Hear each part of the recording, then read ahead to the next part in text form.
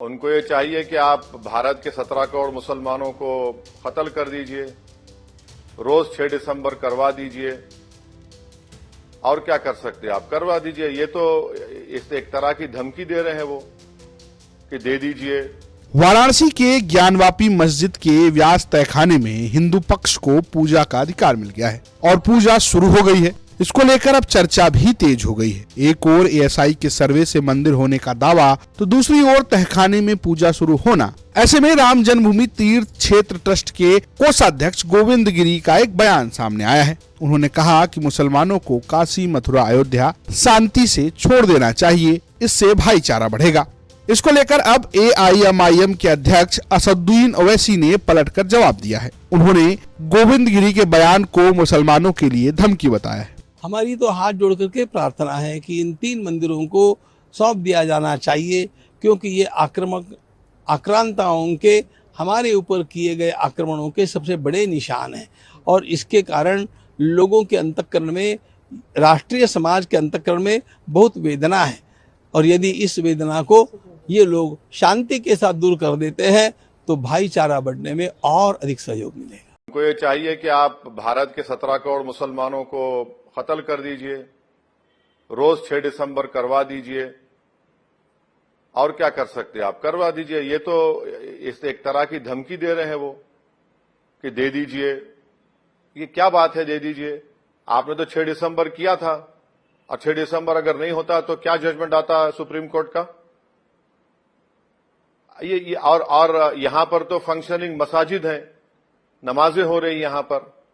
जब बाबरी मस्जिद का मुकदमा चल रहा था तो उस वक्त भी ये कहा गया, बड़े बड़े लोग, कि अब छोड़ दो, खामोश हो जाओ, एक दे दो।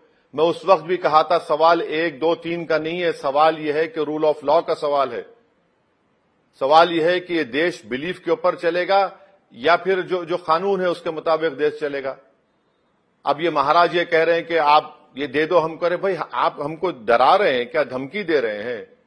हम क्या यहां पर दूसरे दर्जे के शहरी हैं इस देश में कि आप जो बोलेंगे हम बोलेंगे, बिल्कुल आपका हुक्म हुआ हम सर खम कर देंगे? ये क्या बात है? ओवैसी ने न सिर्फ इस मुद्दे पर बल्कि ज्ञानवापी में पूजा के अधिकार मामले को लेकर कोर्ट और जज पर भी सवाल खड़े किए। एएसआई की रिपोर्ट बाबरी मस्जिद के ताल्लुक से भी उन्होंने ये कहा था कि वहां पर मंदिर तोड़कर मस्जिद बनाई गई, जो गलत साबित हुई। सुप्रीम कोर्ट ने उसको कबूल नहीं किया। और डिफरेंस ये है कि बाबरी मस्जिद के वक्त बाज़ाब्ता एक एक्सकवेशन हुआ था और यहां पर सिर्फ एक सर्वे हुआ है। तो ये बात हम कबूल करने के लिए हरगिज तैयार नहीं है कि एक सर्वे और जब एक्सकवेशन की रिपोर्ट सुप्रीम कोर्ट में स्टैंड नहीं करी तो सर्वे की रिपोर्ट कैसे स्टैंड करेगी?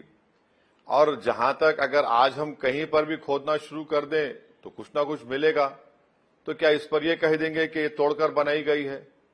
तो ये बिल्कुल गलत है। ये रिपोर्ट जो भी होगी उस कोर्ट में इसको चैलेंज किया जाएगा, उस कोर्ट में उसको बताया जाएगा कि रिपोर्ट कैसे गलत है, और उसके बाद देखते हैं कोर्ट का क्या फैसला आता है। और रहा सवाल कि तय खाने में पूजा शुरू की गई, तो मुझे नहीं मालूम कि तय खाने में पूजा होती है या कबूल होती है। बहरहाल वो तो एक्सपर्ट्स बताएंगे।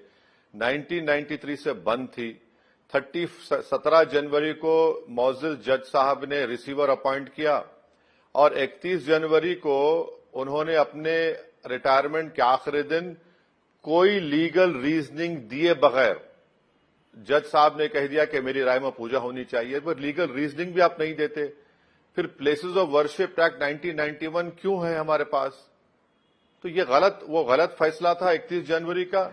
अब उसको दोबारा सही करके उसको दोनों को चैलेंज किया जाएगा, 17 जनवरी के ऑर्डर को भी और 31 जनवरी के ऑर्डर को भी। आपको बता दें कि बीते दिन निचली अदालत ने ज्ञानवापी में व्यास तहखाने में पूजा पर लगी रोक को हटा दिया। 1996 के बाद अब 2004 में एक बार फिर व्यास तहखाने में पूजा की शुरुआत हो गई है और इसको लेकर मुस्लिम पक्ष हाई कोर्ट का रुख कर चुका है, जहाँ पूरे मुद्दे पर सुनवाई हो रही है। ब्यूरो रिपोर्ट, यूपी तक।